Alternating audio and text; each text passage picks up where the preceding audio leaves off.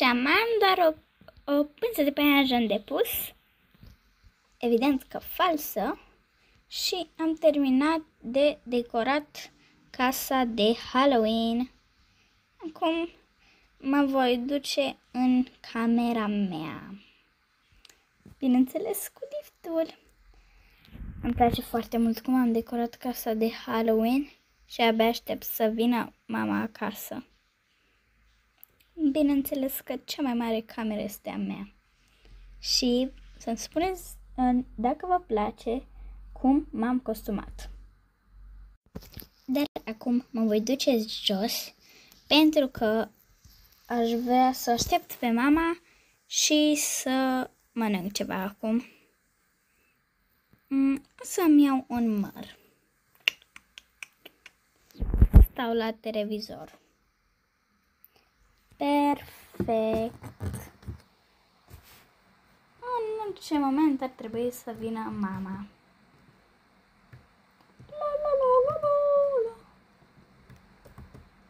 Ce e asta?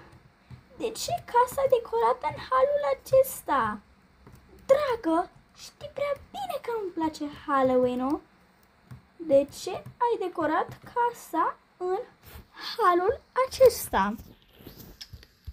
Mamă, este doar o pânză de păianjen și nu mai știu ce. De ce mi-am luat mărul? Asta nu contează. Spune-mi de ce ai decorat casa.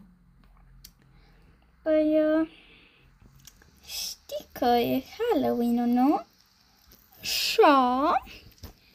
Și știi că ești cea mai bună mamă din lume, nu? Da. Și nu e așa că mă vei lăsa? Bine, du-te în camera ta și îți voi aduce prânzul. Yay! Mersi, mami!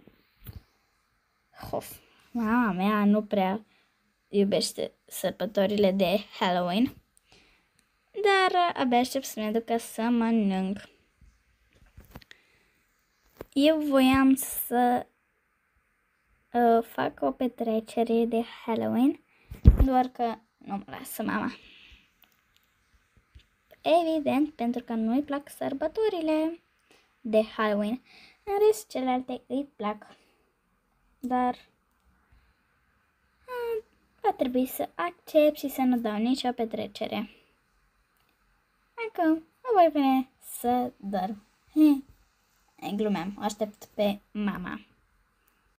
Să nu uit că trebuie să îmi pun o măsuță. Voi pune măsuța aceasta și voi mânca în pat. Îmi place. Acum mă aștept să-mi aducă mama mâncarea.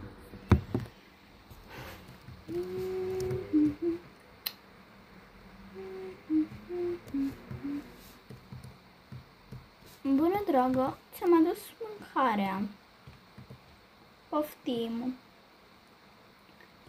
Bine, mamă, dar știi că nu îmi place pâinea asta. Poți să-mi aduci altă pâine? Oh, desigur. Gata, ți-am adus. Papa, dragă, poftă bună. Mersi, mamă. Doamne, e foarte bună mâncarea asta. În afară de pâinea pe care mi-a adus-o, nu-mi place pâinea neagră. Dar în rest, morcovii, ceapa, oul și pâinea îmi plac. Gustos. Am terminat de mâncat. Mă voi duce să îmi fac un duș. Perfect. Îmi dau și cu săpun. Așa.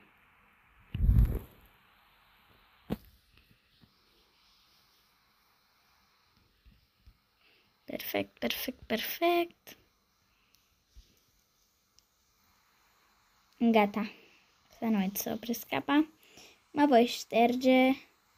Iar acum mă voi pieptăna și mă voi spăla pe dinți apoi. Am părul cam încurcat. Gata. Și mă voi spăla pe dinți.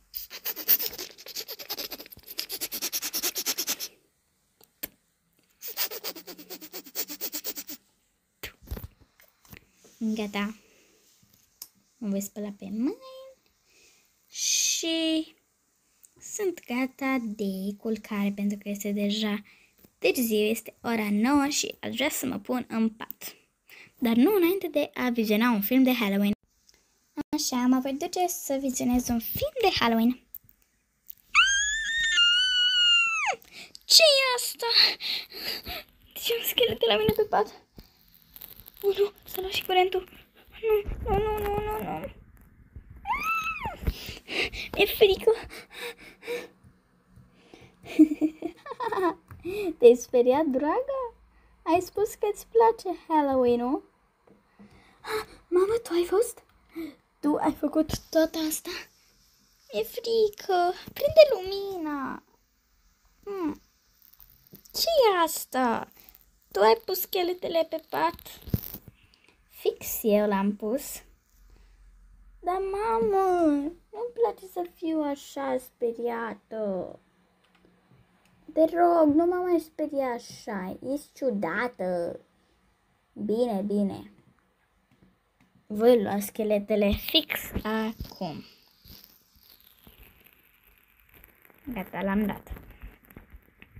Acum, gata, pune-te la somn. Ok, mă voi pune.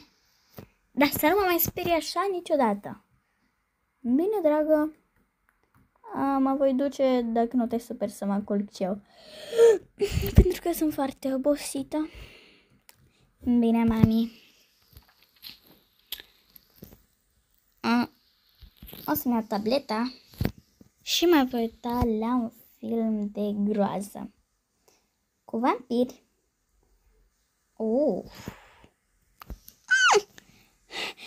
Chiar e de groază. Dar acum mă voi culca.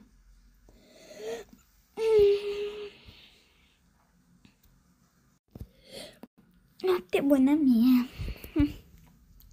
Abia aștept să mănânc mâine dulciuri de Halloween. Noapte bună mie încă o dată. Ok, mami, bun, și cam acesta a fost episodul de astăzi. Nu uitați să lăsați un like, share și subscribe dacă v-a plăcut. Pa, pa! Vă pup!